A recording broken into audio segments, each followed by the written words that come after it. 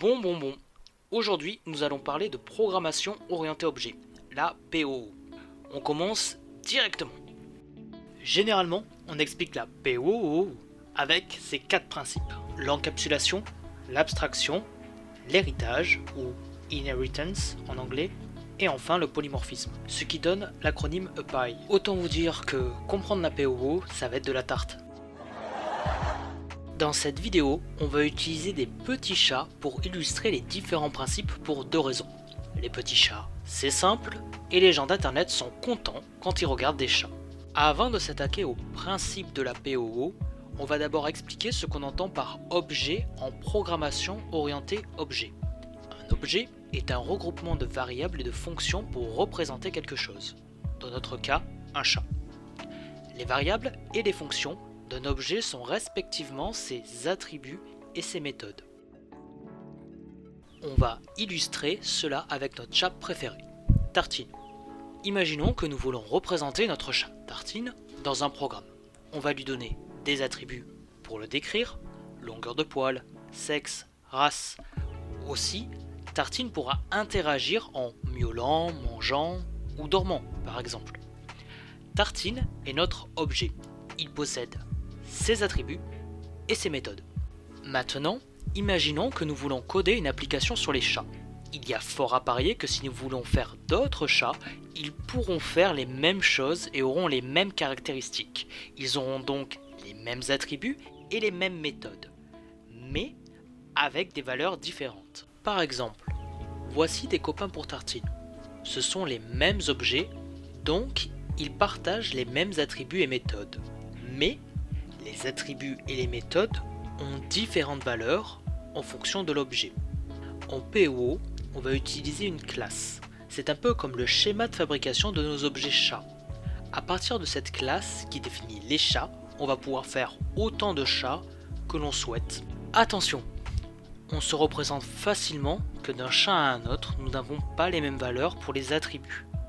C'est un peu moins évident de se dire que d'un chat à un autre, la méthode agit différemment. On peut prendre par exemple la méthode miauler. Si on prend Tartine, qui est un mâle, et sa copine femelle, Tartinette, alors on peut se dire que Tartinette aura un miaulement un peu plus aigu que celui de Tartine. Miaou. C'est en cela que les méthodes agissent différemment d'un objet à un autre. Ainsi, la programmation orientée objet possède des classes qui définissent des attributs et des méthodes qui seront partagées par tous les objets provenant de la même classe. Passons maintenant aux choses sérieuses avec API, en commençant par l'encapsulation. En fait, les classes, en plus de définir les méthodes et attributs des objets, elles vont définir les moyens d'accès à ces informations. C'est-à-dire que certains attributs et méthodes seront accessibles à l'extérieur de l'objet. Elles sont alors publiques, alors que d'autres attributs et méthodes seront disponibles seulement à l'intérieur de l'objet.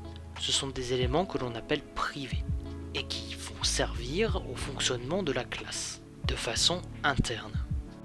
Voyons ce que ça donne avec Tartine. Souvent, tous les attributs sont privés. Ils ne peuvent pas être accédés directement depuis l'extérieur. On peut y accéder par le biais de méthodes qui sont elles publiques. Par exemple, lorsque nous avons créé notre objet Tartine, nous ne voulons pas que sa race soit changée durant sa vie. Elle est donc privée. Par contre, toutes les méthodes que nous avons définies précédemment sont publiques. On peut faire dormir, miauler et manger notre chat préféré. Avec l'encapsulation, nous avons vu que les attributs sont protégés de l'extérieur car ils sont privés.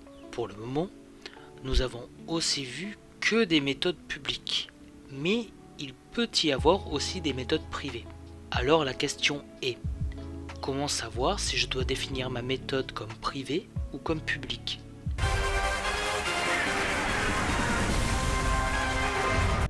Pour répondre à cette question, nous allons discuter du deuxième principe, l'abstraction. Le principe d'abstraction est le suivant. Les objets interagissent avec des mécanismes de haut niveau seulement. Cela veut dire que, vu de l'extérieur, les objets interagissent de façon intuitive et simple, sans avoir besoin de savoir le détail des mécanismes. On va appliquer cela à notre classe chat, et plus particulièrement à tartine. On va prendre l'exemple de la méthode manger. Alors, on peut imaginer que cette méthode fait appel à plein d'autres méthodes et attributs que nous avons décidé de ne pas mettre en avant.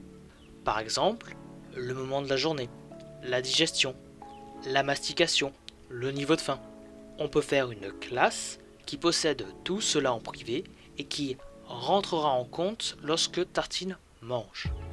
Mais, vu de l'extérieur, on aura simplifié l'utilisation de Tartine en donnant accès seulement à la méthode manger. Attention, dans la POO, on rencontre des classes abstraites.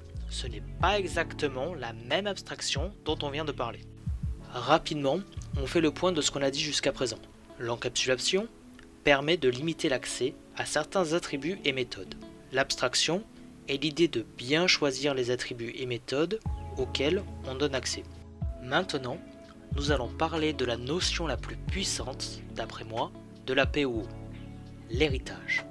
L'héritage, c'est une notion d'informaticien pure, en ce sens que c'est élégant et ça fait gagner beaucoup de temps. On parle d'héritage lorsqu'une classe hérite de méthodes et d'attributs. La classe qui transmet ces méthodes et ces attributs est la classe parent, et la classe qui les reçoit est la classe enfant. Avec l'héritage, on peut changer une classe en travaillant sur son enfant tout en gardant les fonctionnalités de la classe parent. L'idée est de ne pas répéter de code entre les différentes classes tout en prototypant des classes avec des points communs. Imaginons maintenant que nous voulons faire une nouvelle classe chaton. Les chatons sont des cas spécifiques de chats. Ils ne sont pas assez proches des chats adultes pour être traités tels quels. Le chaton va avoir besoin de téter, ne se fait pas la toilette tout seul, ou bien on peut le prendre par la peau du cou. Donc, nous allons faire une classe enfant chaton qui héritera de toutes les méthodes et attributs de la classe chat. À cette classe chaton, on peut y ajouter de nouvelles méthodes et attributs. Ainsi, nous allons pouvoir avoir l'objet bébé tartine issu de la classe chaton. Dernier point, on peut dire d'une classe enfant qu'elle est une classe parent. Je m'explique. Les chatons sont des chats. Mais on ne peut pas dire que les chats sont des chatons. C'est une bonne façon d'identifier les liens de parenté entre les classes. Finalement, on arrive au polymorphisme, la cerise sur le gâteau de la POO. Il existe plusieurs formes de polymorphisme et nous ne rentrons pas dans le détail. Cette vidéo est faite pour donner des idées de ce qu'est la POO seulement. Le polymorphisme permet de réécrire une fonction plusieurs fois, lui permettant d'avoir différents comportements en fonction du contexte. Cela permet de rajouter une certaine uniformité entre les différentes classes. Parlons de nos deux chats favoris une dernière fois. Nous avons vu que bébé Tartine possédait une méthode TT, qui est spécifique à la classe chaton. Tartine ne tète pas, car c'est un chat.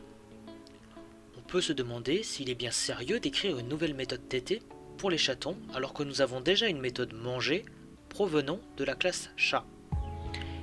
Il suffit alors de réécrire la fonction manger dans la classe chaton, c'est le polymorphisme. On voit bien qu'une même méthode possède deux comportements bien différents en fonction de la classe qu'il emploie. Ainsi, de l'extérieur, on manipulera les chatons comme les chats avec la méthode manger. On ne verra pas la différence. Aussi, cela nous permet de ne pas ajouter une nouvelle méthode à la classe chaton, la méthode TT. Il est temps de conclure cette vidéo.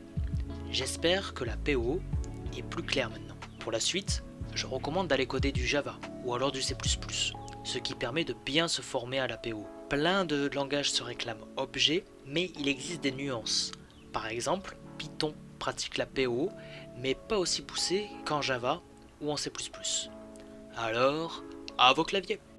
Oh, what is this? I think I found love with it. Deep inside your heart and soul.